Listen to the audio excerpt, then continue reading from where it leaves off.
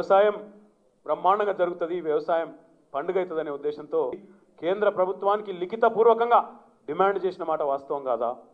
Sitarama project Khammam జిల్లాలో లక్షల ఎకరాలకు నీళ్ళు ఇచ్చే ప్రాజెక్టు, దాన్ని అడ్డుకోవాలని ఉత్తరం రాసిన మాట వాస్తవం కాదా?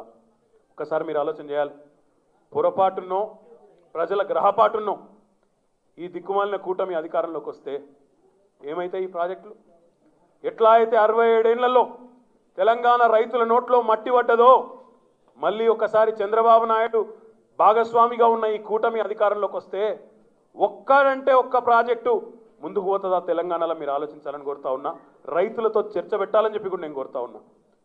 తెలంగాణ కోసం ఇంత కొట్లాడి తెచ్చుకుంటే, ఇన్ని త్యాగాలతో తెలంగాణ సాధించుకుంటే కేసీఆర్ గారి నాయకత్వంలో మళ్ళొక్కసారి ఈరోజు మన ఆత్మగౌరవాన్ని తీసుకొని పోయి ఆ అమరావతిలో ఉండే నాయకుడి దగ్గర ఏ నాయకుడైతే మన ప్రాజెక్టులు అడ్డుకోవాలని చెప్పి అన్ని రకాల ప్రయత్నాలు చేస్తున్నాడు, కోర్టు ద్వారా, కేంద్ర ప్రభుత్వం ద్వారా, ఆయనకుండే పలుకుబడి ద్వారా, అన్నిటి ద్వారా ప్రయత్నం చేస్తున్నాడో ఆయనకు తీసుకుపోయి మన స్వాభిమానాన్ని తాకట్టు పెడితే ఎట్లా తెలంగాణకు న్యాయం జరుగుతుందో కోదండరాం చెప్పాలి, ఉత్తర కుమార్ రెడ్డి చెప్పాలని చెప్పి నేను కోరుతా ఉన్నా. మీరు ఆలోచించమని చెప్పి కూడా నేను కోరుతా ఉన్నా.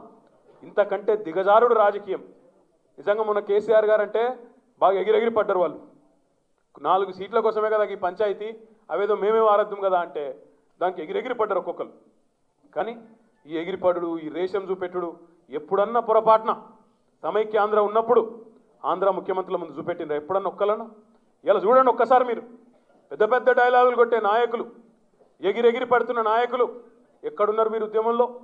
జానారెడ్డి గారు ఆనాడు హోంమంత్రిగా మనందరినీ అరెస్ట్ చేయించిన నాయకుడు, ఉత్తమ్ కుమార్ రెడ్డి గారు ఆనాడు హౌసింగ్ మంత్రిగా తెలంగాణ పిల్లలు ఉద్యమంలో ఆనాడు ఉరుకులాడుతుంటే దెబ్బల పాలవుతుంటే ఉత్తమ్ కుమార్ రెడ్డి గారు ఒకవైపు హౌసింగ్ కుంభకోణంలో, ఇంకోవైపు కోదాడకు నోట్ల కట్టలు పంపించే క్రమంలో చాలా బిజీగా ఉన్న నాయకుడు.